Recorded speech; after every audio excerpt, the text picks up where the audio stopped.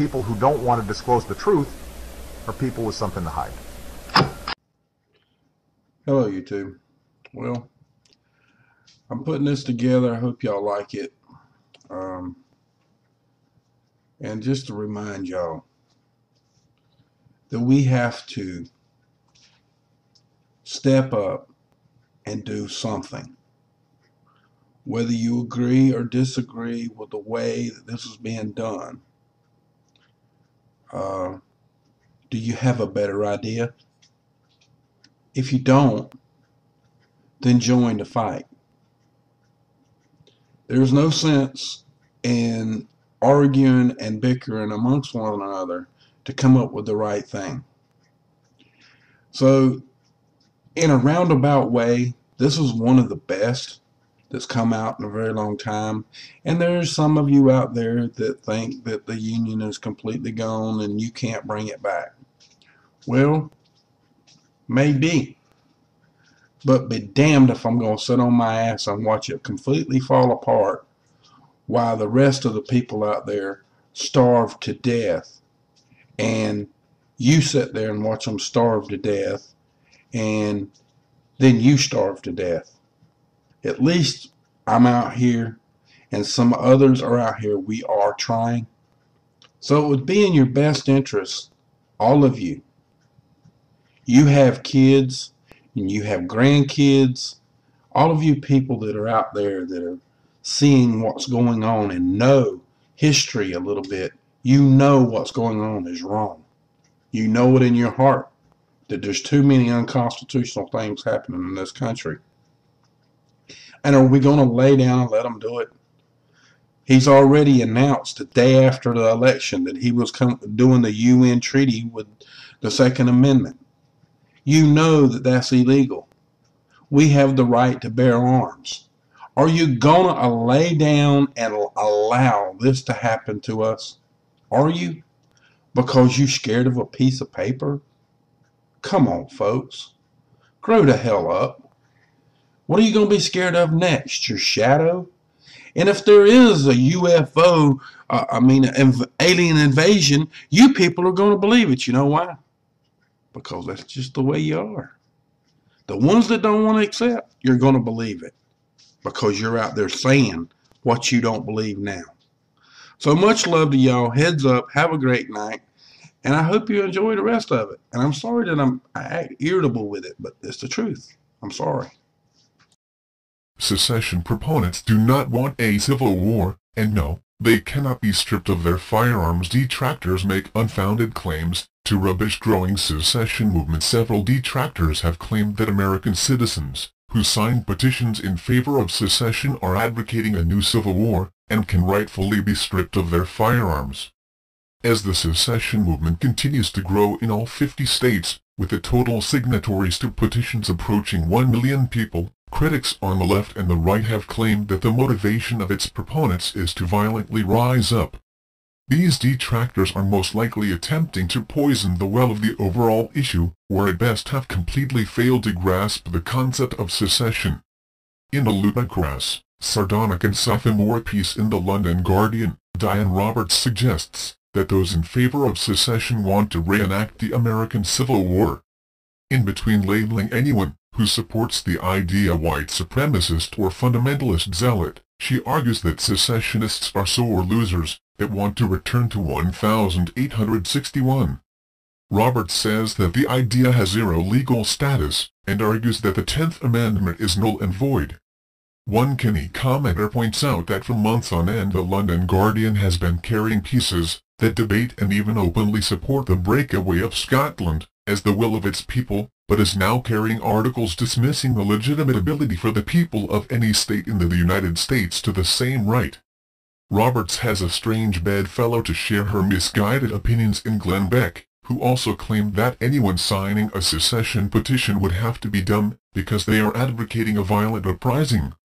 You're putting your name on a list that goes directly to the White House, and you're putting your name on a list and saying, "Yeah, I think we should secede. I think there should be a civil war," Beck said. Meanwhile, gun rights advocate David Codrea points out that some are suggesting that if Americans sign a secession petition, They may be considered to have renounced their citizenship, and therefore no longer have the right to bear arms. Among the enumerated disqualifying triggers in the United States Code rendering one a prohibited person, forbidden by federal law to own a gun, is someone who, having been a citizen of the United States, has renounced his citizenship. Code rewrites. Clearly both of these notions are laughable, as no one is advocating war or renouncing their citizenship. They are merely expressing the opinion that the federal government has become unwaveringly corrupt and gone rogue. As we described at length in our editorial yesterday, secessionists do not want to be part of a separate country. They wish to use the terms of the Declaration of Independence to reconstitute and restore the Republic. In any case, under the 10th Amendment, individuals have the right to remain common law citizens of their states or counties, while declaring their independence from the federal government. As we clearly stressed, the call is for the states, which created the federal government, to instigate a cultural restoration in the spirit of the Bill of Rights and newly unified America under the Constitution and not a violent overthrow. In the following video, Alex Jones explains how sections of the establishment media are attempting to characterize the entire movement as a plot to bring down America, when in fact America has already been captured and taken over by the political and financial elite. Our country has already been taken over.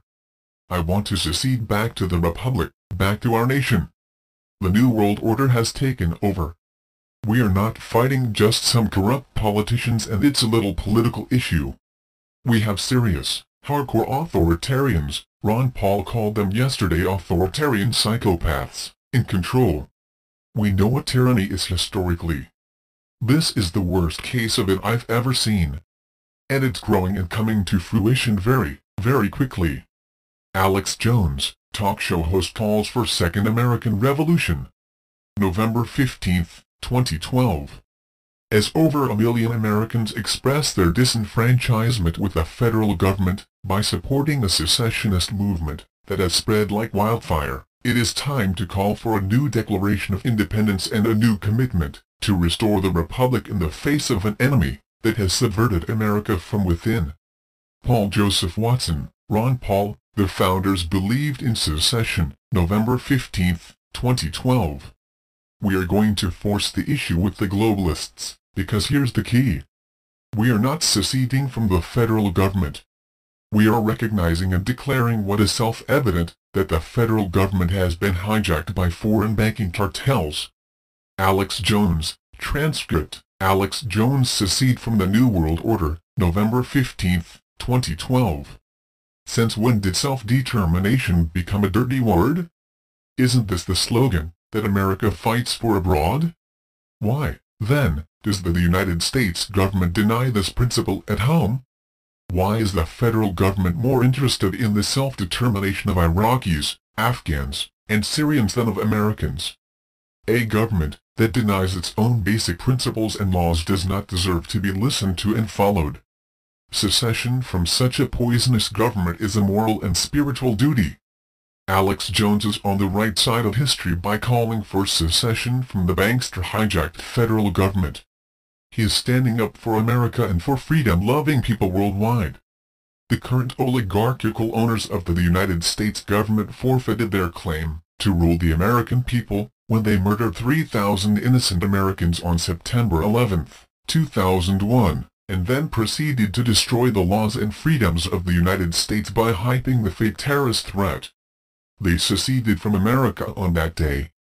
The rightful response is to secede from these savages, counterfeiters, aggressors, and liars. Secession is not an act of treason, it is one of many peaceful political solutions to problems that have been long in the making. The states can rebuild the American economy by seceding from the corrupt Federal Reserve System that stole the federal government from the American people in 1913. They should create their own currencies and issue their own credit to their citizens and businesses, since the Federal Reserve and federal government aren't doing it. The federal government can honestly fix economic injustices by either abolishing the corrupt Federal Reserve System, or nationalizing it and reclaiming the right to issue money from the transnational private banking cartel.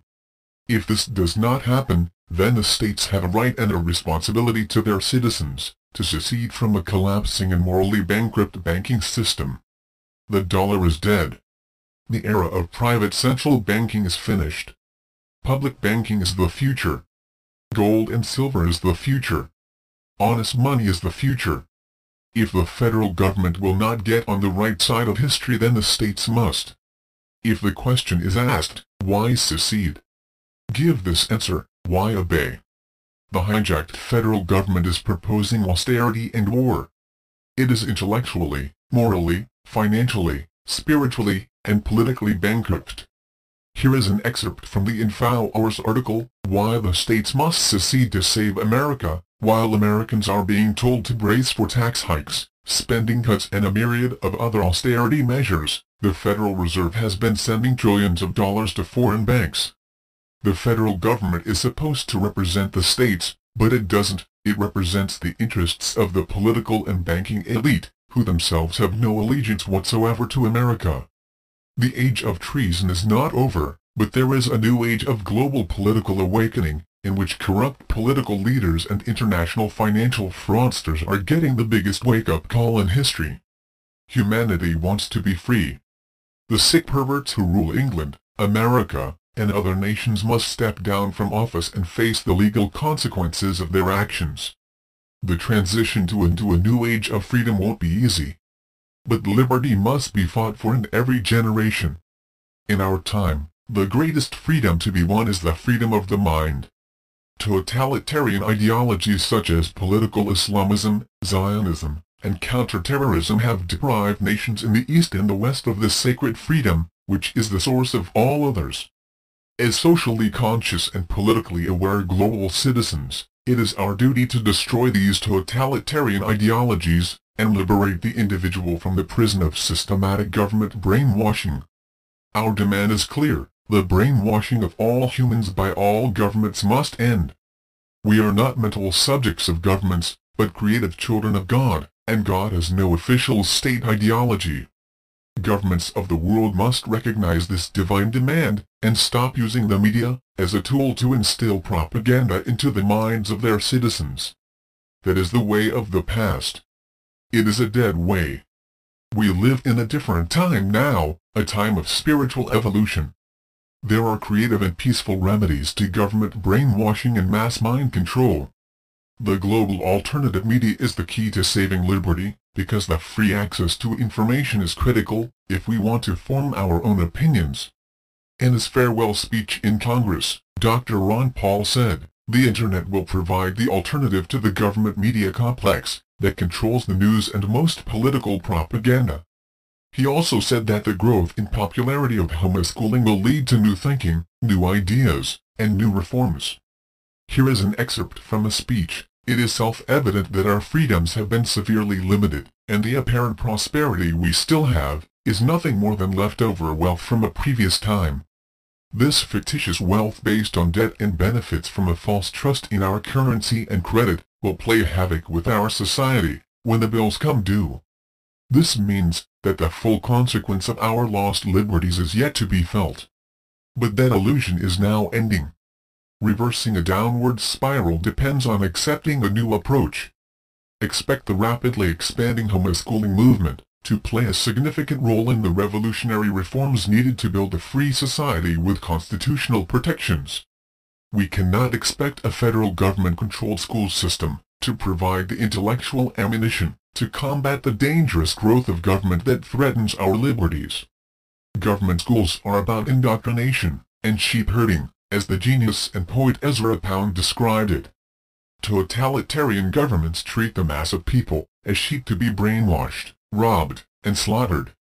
The history of the totalitarian states in Nazi Germany and the Soviet Union proved that totalitarianism is the death of the soul and the annihilation of the individual.